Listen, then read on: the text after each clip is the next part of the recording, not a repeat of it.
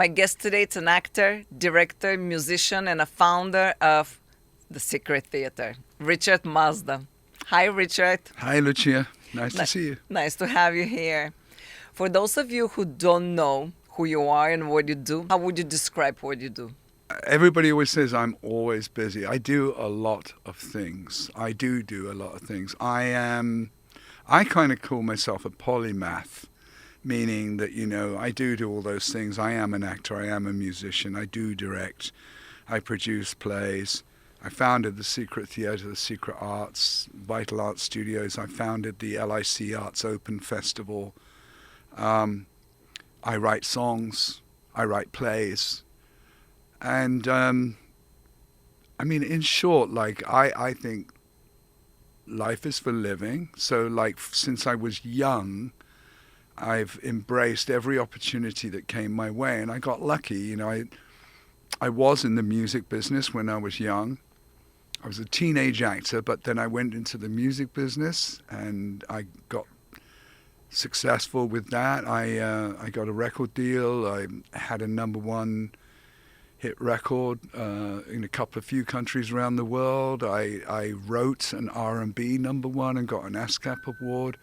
I did many, many things which over the years somebody said, do you think you could do that? I'd be like, sure. And I would dive into things. So along the way, I've learned, how to play other instruments, because I started out as a guitarist, but I play other things now. I sing, I don't understand people who don't want to be busy, right? To me, being busy is like the best thing ever. And it's true that, I do have to struggle sometimes to get a work-life balance and to go and to be with my family, because I'm obsessed with working. But I'm happy. I'm happiest when I'm doing all of those things. It's so interesting. I met you years and years ago. Mm-hmm. And the last time I saw you, you had a mask. You were doing the drywall at the Secret Theater for yet another location. Uh-huh. But I'm so happy it's in Long Island City again. And you wear all these different hats. And yes, you are busy, but somehow they all relate to each other. It's everything in the arts. They do. Okay, wait. I don't know. So they somehow always relate to each other. And it's hard for artists to make a living with their art, but you kind of seem to have figured it out. I have. Occasionally. Was it a clear path? How did you... No, it was a clear path. It wasn't? Or it was? It was? In as much as when I was 5, 6 years old, my aunties would say things like, what are you going to do when you grow up? And I always knew that I wanted to be somehow performing or involved with the arts, and I didn't know how. I used to have a little recurring dream. So I would tell people that when I was 5, I would say I want to be famous or a tycoon. And I never made the tycoon part, and I'm only moderately famous. Some people know who I am. And but really you don't do it for fame. And so what happened is as you grow into yourself as a young performer, you realize that you actually do it because you love it, not for fame. Anyone who's chasing fame is possibly going to end up very disappointed. So, I work with young artists all the time, and I tell them, do everything you can. Today's actors, today's singers, they can do everything. I was thinking of an example I gave people earlier, if you think of all the kids in Stranger Things, they can do so many things. Millie Bobby Brown can sing. She can rap. She's funny. She does all those things. Joe, what's his name? He has a huge band. He's a famous star, just, besides Stranger Things. Finn Wolfhard, or whatever his name is, he has a band. Gaten Matarazzo, he has been on and off Broadway his whole life. Sadie Sink, She did Broadway. She also did that movie, The Whale. She's a good singer too. So, what I now see is that people aren't just becoming rock stars or just actors. They are sort of becoming entertainers. It's like multi-hyphenate. Multi-hyphenate. I don't really... How do you stay focused when you do that? Because a lot of us, a lot of creatives like you, we have so many ideas and we want to go for it and we go for things. But let's say what is your day like? So you wake up and you work for the Secret Theater. You do the drywall. But then you're like, wait, I have the LIC Arts open. And then you jump to that. Like, how do you organize your day so you can be successful in all the things you do? Luchia, I have to own up. Occasionally I might screw up and maybe I don't get the phone call I was supposed to get from somebody, or I don't return the text message I get. But the way that I juggle it is that I can't give up anything. It's very hard for me to give up anything. So with the LIC Arts Open this year, I have some wonderful partners helping me. I'm not doing it all alone. And in fact, Norma Homburg from the LIC Artists, who I serve on the board for them as well, and I are sort of doing it together along with another girl called Carolina Penafiel and some of the board members. But Norma's been taking the lead a little bit on that this year. What made you decide this year to let go of the reins a little bit? Well, number one, there were some changes a few years ago when Culture Lab and Long Island City Artists sort of split. And so I joined the board of Long Island City Artists. And at that time, it was around the pandemic years, which were kind of awful for lots of people, and me included. I thought that the most sensible thing to do would be to take the festival and give it to Long Island City Artists as an asset, if you like. And also at the same time, at that point, I was still controlling a gallery in the factory on 47th Avenue, and I was curating art exhibitions as well. And they didn't have a home. The Long Island City Artists didn't have a home. So I gave them that gallery. So, you have two big arts organizations, Culture Lab and the Long Island City Artists. They both have homes. They're both putting on exhibitions constantly, and we collaborate. So it seemed logical to let go a little bit. I'd like to, but I won't live forever.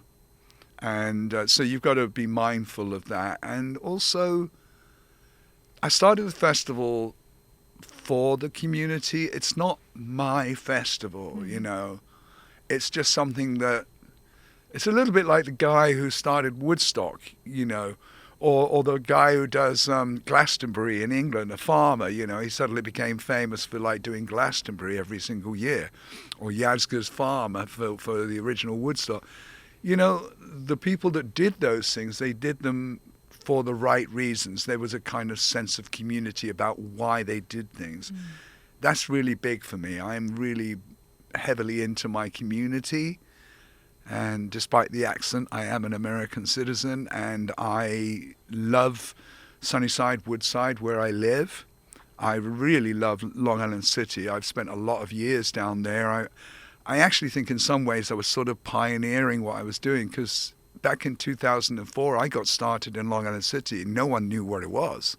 Yeah. No one knew where it was, My friend, she's an artist, Luba Lukova. Yeah. She took me for the first time in the Secret Theater, and that was 2006 maybe? Yeah, 2006 probably. So, yeah, Luba and I have been friends for a long time. And at that time, LIC was industrial.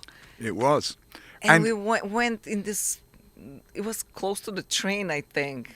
Well, where are you taking me? The Long Island City, listen, I had the same experience actually. If we go back a little further, 2001, my wife and I came over here because she was offered a job. So we were still in England then.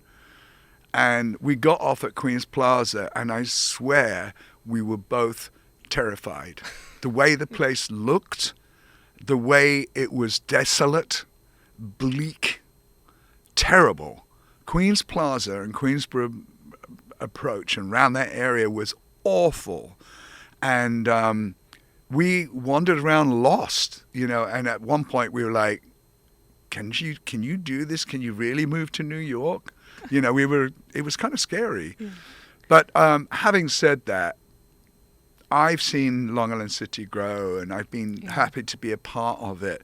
At the event that I was at yesterday, they said that Long Island City's population has increased by 70%, I think, in the last 10 or 13 years. I believe that. That's a huge amount of people. And, you know, And why it's not stopping. But why It's do going they to come? continue. You know, all of the real estate people have used the Secret Theatre. They've used things like the art exhibitions, the galleries. These are the ambience that they sell to the people that come and take over those apartments and buy those apartments. Yeah.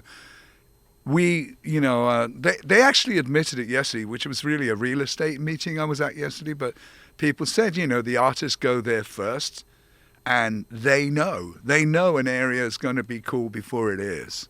Yes. Right? And Long Island City, if is nothing else, if it's not very cool now. So would the rezoning that is happening in that area, would that change the landscape for the worse? A little. I mean, Would the Secret there's going to be Theatre something affected? like 60,000 new residents or something. That's a town. Yeah. So yeah, I think it might. But Would you it know, lose its charm and what it's now, the Not- art community specifically? not right away. Okay. Not right away, because if you take Vernon Boulevard, where there's a lot of those beautiful old row buildings, although there's been a couple of architectural vandalism incidents, you know, like buildings that I don't like at all on that street, most of the street is still intact. And so that kind of villagey feel around Vernon Boulevard, certainly, which is really the heart of Long Island City, that still exists. And the side roads where there are still some cobbles. And I think that I don't think it can change that quickly. I would say the good thing that could happen with this new development is that where the Secret Theatre now is, which is 44th Avenue at the top of Vernon Boulevard, that's an area that's still developing and up and coming, and there's a lot of work that can go on there. Yeah. But the area, that little area, is now becoming exciting. Down the street from me, there was an old building called the Metropolitan Building, which is now being completely refurbished. And that's going to be full of really interesting businesses, maybe fashion-type businesses. One floor is going to be all retro video machines and a special arcade. There's a beautiful little cafe just across the street from me. It looks like they're knocking down the other building. And honestly, some of those streets around there, they need work. You know, we have probably the worst pothole problem in that northern part of Long Island City. The potholes are appalling around 9th Street, 10th Street, some 11th Street. You know, so there's room. Okay. There's room for people to grow. I don't think you can stop progress either. No, you can't.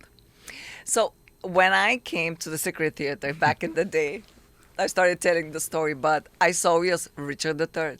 Yes. You played Richard III. My And favorite role. Yes. And you're named Richard. Yeah. But why did you start the Secret Theatre, and take us a little bit in in UK? Did you act in the UK, or you were only a musician? I know you were part of a band and you produced music. Yeah, no, okay, so... A lot of questions in this question. Yeah, I get it. So through my 20s, because I got a record deal with Virgin Records, and then later I met the manager of the Police, and then I became a record producer, and I worked with American bands over here, like a New York band called the Fleshtones. I worked in LA with a band called Wall of Voodoo, and we had a hit with a song called Mexican Radio with them. So I was taken into music, and I mean, music is an exciting life. I also toured. I played in Japan, I played in Germany, I played all over. And if you're a young person, you know, man or girl, you know, like, you're gonna love that life. You know, girls that go into the rock and roll business who are successful, they're having a great time. They're having a great time. So it took me a little while to find my way back to acting. So I rode that wave into the beach with the music business. But all along, you know, I was thinking about acting and different things. And then the strangest thing was that in 1990, I had a child, my only daughter, Savannah, and she, at the age of 4, was invited to be a background artist on a film. And the friend who was booking all the background artists lived locally, so he called me, "Can I use your daughter?" And I was like, "Well, yeah, I think so." And he goes like, "Well, you'll get paid to go, to be a chaperone." I was like, "Oh, that sounds like a fun day out. Okay." So I went, and I really enjoyed watching all the kids, you know, do what they were told to do by the director. And then they said to me, "Hey, look, you know, since you're coming in anyway, would you like to be like in a scene tomorrow? We're looking for 2 gay guys." I'm bald, so we're looking for 2 gay guys in a cafe, and you fit the bill. I'm not gay, but I don't mind being gay. So I was like, okay. That's, again, sounds like a good day out. I had no intention at that time. But the movie contained Asia Argento, who was Anthony Bourdain's girlfriend when he died, and Jared Harris, and then a very famous 60s, 70s British beauty called Julie Christie. And anyone who knows Julie Christie knows that nearly every British man of my generation was completely in love with that woman. She is a stunning, even though she was older, she was still stunning. So she walked onto set, and I had one of those aha moments. I was just staring at her. It's kind of embarrassing, but I don't actually lose it around famous people, but Julie Christie got me. And all of a sudden, into my head, the idea popped in like, wasn't I supposed to do this? Oh. And I thought I could do this. And I literally started to tell people I'm going to, you know, retire from the music business. And everyone's like, "You're crazy. You have a career. You know, it's maybe not as hot as it was in the early 80s, but you have a career." And I'm like, "I don't care. I want to do this." So I went back to college. I was like a mature student working, you know, in my late 30s, working with 20-year-olds, and trained. And it wasn't long after that I started like grabbing little, you know, 1 or 2 day roles on some movies. So I did Saving Private Ryan, I did Shakespeare in Love, Batman Begins, and it just grew and grew and grew. And then because of my drive, you know, I have a very big drive as a person. Most of my friends who were working in background artist work, a lot of them would say, "Oh, that guy's going places." And hopefully I don't do it in a way that I'm not one of those get out of my way type people, but I have a goal, you know, I have a purpose in life. And I feel sorry for people that don't have a purpose, because that has been the engine that has driven all of the various successes I've had. It's why I'm able to convince people to start an art festival. It's why I believe I could create my own art center. You know, if you build it, they will come. If you dream it, it may come to pass, you know. But if you don't allow yourself to dream, then maybe nothing happens. So I've just believed all my life. I believe that I'll be okay. So even when money has been tight, which it has been over some years, it's all going to be okay in the end, you know. And I got to give credit to my very, very supportive wife, Leslie. She's like a super patient, kind person. So with the madness that goes on around me all the time, she's a great life partner, and that makes it much easier. You know, we don't fight about the fact that I work 12, 14-hour days. At the moment, I'm working every day until I get this place built. And yes, I am doing some of the building, But at the same time, I'm planning the next One Act Festival. I'm working on my ideas for King Lear because I want to play King Lear quite soon. I've done Richard, I've done Gloucester, I've done Shylock, I've done some of the big Shakespeare villains. And, Lear is that role which is like, it's the mountain that people think it's too hard to climb. And I did do a version of King Lear where I played Gloucester and Austin Pendleton, who's quite a famous actor, played Lear. Austin Pendleton was my teacher in acting school. Great. Well, Austin played Lear. And Austin told me a great story. And he said the first time he played Lear, a friend rang him and said, "Now, Austin, just promise me one thing. When you get done with playing Lear, don't quit acting."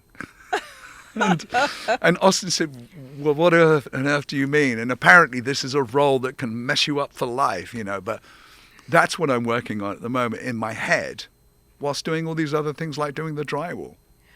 I want to go a little bit back. You mentioned following your passion, your drive. You have obviously a lot of drive, obviously a lot of passion and talent. Yeah. Did you ever follow the money? And is that a wrong thing? No, it's a good question. There's no right and wrong, but no, it's a really good question to ask.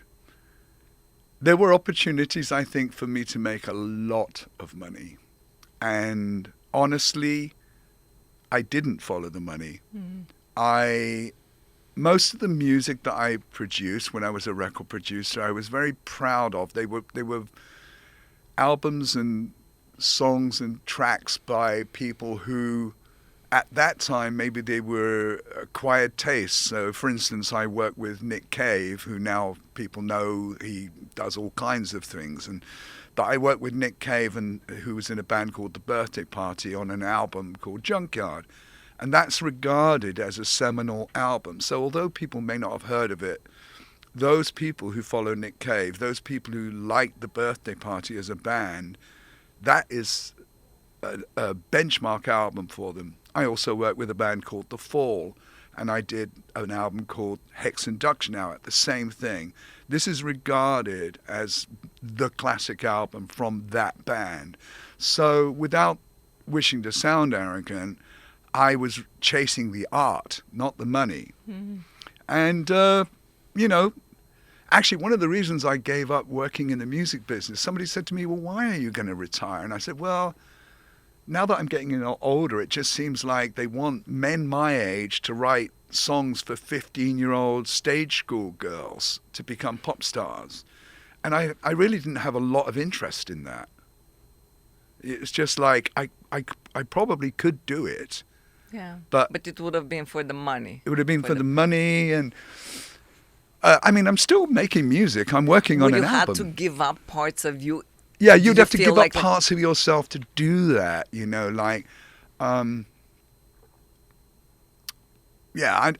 To me, music has to mean something.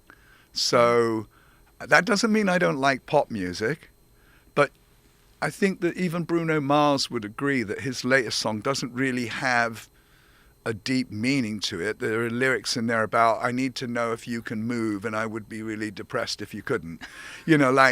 He's basically saying, get down on the floor. And, it's a song about dancing. I think Bruno Mars is an incredible artist.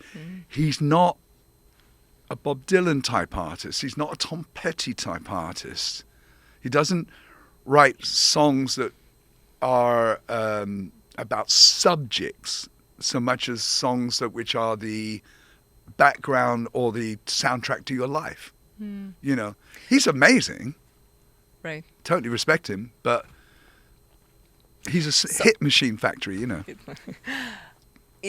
Can you summarize in like one sentence your goal, your dream, or was it always something more elusive, like staying in the arts?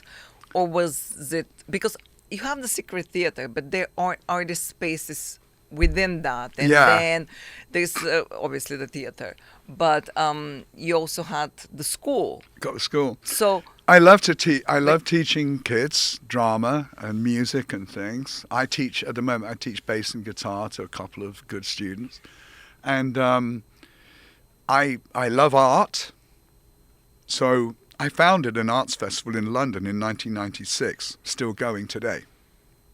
So the initial inspiration for the LIC Arts Open was something that I had done 15 years before, and although I'm not necessarily a visual artist in the sense I'm not a painter or sculptor, I've always been visual. I design album covers, I design posters, I do lots and lots of art.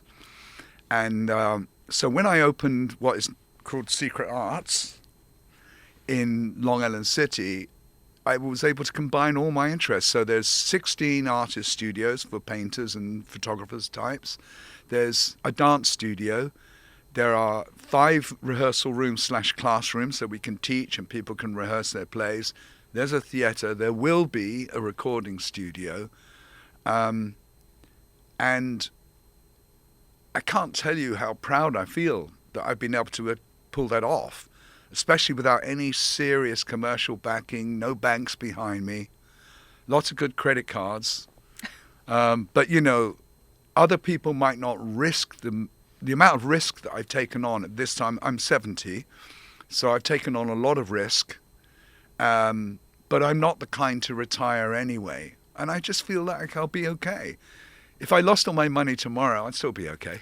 I think listening to you and knowing your journey, because I followed you for so many years and interviewed you many times, I think it comes down to mindset. Because the first Secret Theater, I know the space. Then during the pandemic, you lost everything. The space moved to Woodside, but that was in an antique shop. Yep. And then, what a wonderful idea. And then you moved back to this amazing space now. Yeah. With all these different creative corners. And I think it comes down, listening to you now, it comes down to mindset. Like your way of thinking is just this, I believe it. If I lose everything because you lost it during the pandemic. Maybe if I was younger, I'd be an influencer. You know what I mean? I think you influence a lot of people, and I think you do now. I'm an old influencer, but, you know, I do influence people. But, you know what I mean? It's like I really enjoy getting other people going as well as myself, you know. So, like, working as a director, when you're working as a theatre director, you see the whole picture, right? But, you know, you also might be able to focus in on an actor who needs a little bit of help to get their performance to where it needs to be. And that is a very satisfying thing when they actually pull it off. Or recently, the Secret Academy, my school, we produced Newsies. I was so proud of those kids. They drove me crazy while they were rehearsing it because they're very loud. It's a very noisy show, and there's quite a few teens and tweens, so they were a noisy cast and very difficult to get them to be quiet to listen to you. But then when they went on stage, as is typical with actors, all of a sudden, bang, everything came into place.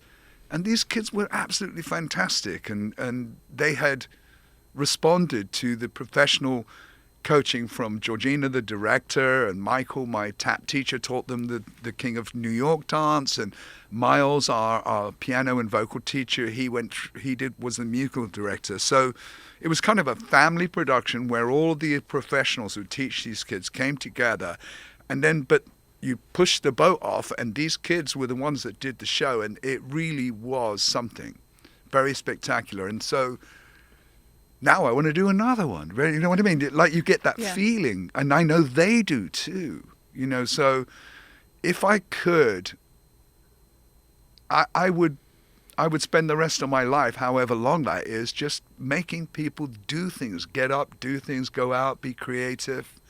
I think that I have to say that in the art is far more important than people, and culture, far more important to people's lives than they realize. If you imagine, like, let's say you're in prison. What's taken away from you is culture and art and relaxation. You know, in order to punish you, society puts you in a little box where there's not really very much to do, and maybe you're watching one big screen with a bunch of people. So the punishment is actually taking away the things that make us happy. Now, we're living in a time where, because of money, there's been a lot of cuts to the arts, and I'm one of the people fighting that, saying, like, don't cut the arts, because people actually need it. They need it to live. It's not just like a luxury. I'm so tired of people regarding the arts as a luxury. If the arts was a luxury, I don't think you'd have so many creative people. I don't think it would give joy to so many people. And I don't think that it would spread the word so much. You know, America's been able to kind of sort of take over the world culturally through Hollywood. You know what I mean? Like, Hollywood spread the word about America, the good side of America, across the globe.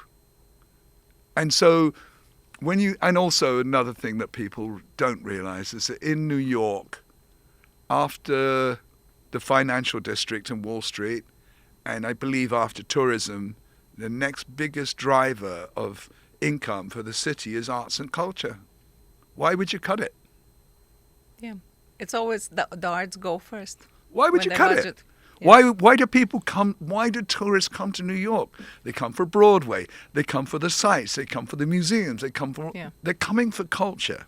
I want to know why you chose Queens. And speaking of getting culture, and a lot of people from Queens cross a bridge or a tunnel to go get culture. And I always say, like, there's so much Queens has to offer, maybe because throughout the years, I interviewed so many people, but it's great what you're doing.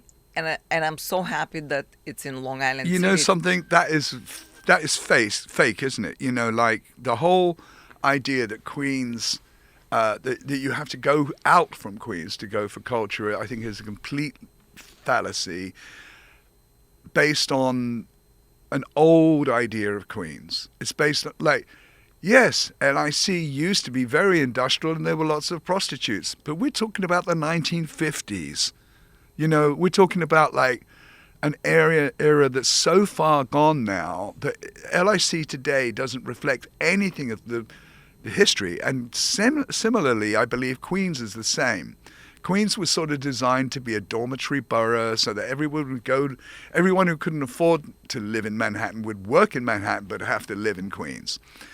But, you know, the working class borough, that's what it was. That's what it was. But, you know, honestly now, particularly Long Island City, areas like Sunnyside, parts of Astoria. I mean, we have Flushing Town Hall, the Knockdown Center.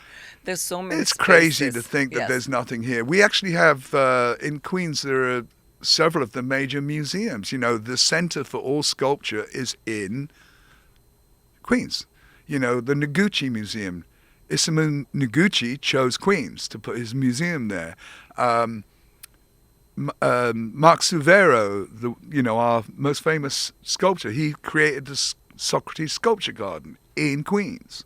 Why did you choose Queens for the It sort of theater? chose us because, excuse me, we weren't quite sure where we would live. And when my wife came over to take her job over here, I was still living in England, and I'd said to her, look, you know, take that job in New York because a woman in her 30s, this is your opportunity. Take it now. I've traveled the world. You and I will be fine. And I followed over a few years later. But so she came over and we had this friend who worked for the Conran shop where Leslie was going to be the manager, who had a lovely apartment in Sunnyside, Woodside. So she had somewhere to go. And once we just really lucked out because that little area of Skillman Avenue, where the Aubergine Cafe is and where I'm living and stuff, and where we actually eventually put some our classes when we had to move because of the pandemic, we were right on Skillman Avenue. It's got great little restaurants. It feels safe. Parking isn't terrible. And access to the 7 train. It's just like a really, really good area. So I have no time for people who don't think that Queens is a great place. Aubergine Cafe, when you mentioned, I wrote my first script there. Yeah. Well, you know, the Aubergine Cafe and I I used to live go in all the way back Sunnyside. to the beginning. And I used to go in there, and you say you just wrote your first script. Yeah. That's when I started writing my biography in the Wow, Aubergine. I want to read that biography. It's called The Least Famous Person There. Oh, is it out? Not yet. Oh, well, you have a lot to put in the biography. You Yeah, have yeah. still a lot of things to do in life. But I'm every time I ask my guests the same question when we end, if you send someone new to Queens to experience culture, Yeah. where would you send them except the culture, the Secret Theater? Oh, I mean, look, it has to be said that Long Island City has a lot of attractions now. A lot. From the Sculpture Center through to PS1 MoMA and so on. But also, you know, Queens has like these really interesting areas. So I would probably suggest that somebody comes out to Flushing and maybe goes to the Flushing Town Hall and experiences, like maybe go out in Flushing and have like a pretty authentic, genuine Chinese meal. I think I love the fact that Queens is really diverse, and I think that I don't think I had even knew that there was such a thing as Nepalese cuisine, right? Until I went to Dawas, which is near where I live. So I would tell people, you know, like, go on a foodie tour of Queens, and that would be you'd probably get something much more interesting if you planned it out. You could go to like different areas. You could eat Greek in Astoria. You can go, you know, obviously Definitely. Flushing, you know, Japanese. There's Korean areas, you know. So I love Queens. I just can't say enough about it. And recently I learned, I didn't know they have 111 things to do in Queens. Oh, they It's do? sort of, we have that in Bulgaria. I think it's 100 things to do in Bulgaria, and you check off. It's a list, and then you Okay. check them off, and then you submit it, I think. Right. Somewhere, and you get something, maybe, I don't know. I mean, But we've this got is a great thing to we've do. got big sports stadiums. Sports isn't really my thing, but you know, you've got the Mets, you've got the City Field, and you've got so many possibilities here. I think Flushing Meadows is a lovely park, really interesting, lovely park. You know, people don't realize it's as big as it is. Yeah. So There's you the know, Queen's we've got Theatre and we've got Museum. the riverfront. We've got a lot going for us. Yeah. I certainly think that I don't think that Brooklyn deserves to be the only borough that's talked No, about. we're biased, but we live in Yeah. Queens, and we're Hey, I've both got- from Europe. Hey, I learned a quick thing that your listeners, your viewers might want to know. Okay, tell me. Do you know why it's called the Bronx? Oh. Why is it I the don't. Bronx? Why is it the Bronx? As opposed to Bronx. Yeah. Oh. Okay, I'm I gonna tell don't know. you. Tell I'm gonna us, tell tell you, and us. everybody here, I bet your technicians don't know this either.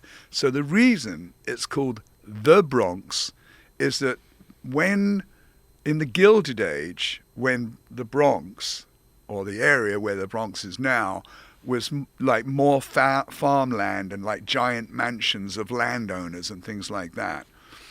The most famous family with the biggest amount of land was the Bronx family. Really? So when the great and good would get in their carriages, they would say, I'm going to the Bronx or the Bronxes. Wow. And that's why it's called the Bronx. There's no other reason. That's a fact? Yeah. Oh, okay. Well, we've learned something. You know, I it's funny because I'm a naturalized American, but I love to teach other Americans things about America. that they don't know. Well, here's another interesting one. Yingling is the oldest lager beer that's been brewed in America, Okay. but it was supposed to be spelt Jungling, which is German for, you know.